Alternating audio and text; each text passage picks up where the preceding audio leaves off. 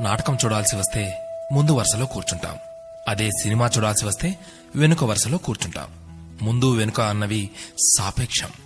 సబ్బును తయారు చేయాలంటే ఆయిల్ కావాలి. అదే చేతికి అంటిన ఆయిల్ని పోగొట్టుకోవాలంటే సబ్బు కావాలి. చిత్రంగా ఉంది కదూ, జీవితం కూడా ఇంతే. సమస్య వచ్చి పడింది, జీవితం అయిపోయింది అనుకోకూడదు. దానిని ఓ మలుపుగా భావించాలి. ఈ ప్రపంచంలో ఇద్దరు ఆనందిస్తారు. ఒకరు పిచ్చివాళ్లు, మరొకరు చిన్నపిల్లలు. గమ్యాన్ని చేరుకోవాలంటే పిచ్చితనం కావాలి. చేరుకున్న గమ్యాన్ని ఆనందించాలంటే చిన్నపిల్లలైపోవాలి.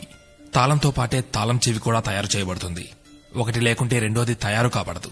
అలాగే పరిష్కారం లేకుండా సమస్య కూడా రాదు. తోటా కంటే శక్తివంతమైనది మాట. ఒక్క మాటతో సంబంధం తెంచేసుకోవచ్చు.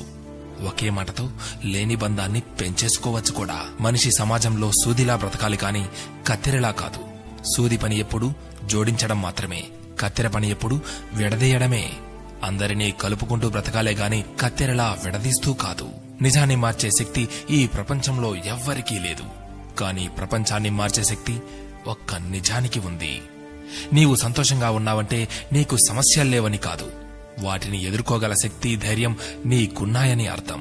స్నేహితుడిని నీ దుఃఖ సమయంలోనూ, యోధుడిని యుద్ధంలోనూ, భార్యను పేదరికంలోనూ, గొప్ప వ్యక్తిని అతని వినయంలోనూ పరీక్షించాలి. చేసిన తప్పుకు క్షమాపణ అడిగినవాడు ధైర్యవంతుడు. ఎదుటి వారి తప్పును క్షమించగలిగిన వాడు బలవంతుడు. కష్టం అందరికీ శత్రువే, కాని కష్టాన్ని కూడా చిరునవ్వుతో స్వీకరిస్తే అది సుఖమై నిన్ను ప్రేమిస్తుంది. ఓటమి లేనివాడికి అనుభవం రాదు, అనుభవం లేనివాడికి జ్ఞానం రాదు. గెలిచినప్పుడు గెలుపును స్వీకరించు, ఓడినప్పుడు పాఠాన్ని స్వీకరించు. ఓడిపోయి విశ్రాంతి తీసుకుంటున్నప్పుడు ఆ ఓటమి నేర్పిన పాఠాన్ని చదువుకో. నీవే గెలుస్తావు. ఎవరికైనా ఉండేది రోజుకు 24 గంటలు మాత్రమే. గెలిచేవాడు ఆ 24 గంటలు కష్టపడుతుంటాడు. ఓడేవాడు ఆ 24 గంటలు ఎలా కష్టపడాలా అని ఆలోచిస్తుంటాడు. అంతే తేడా.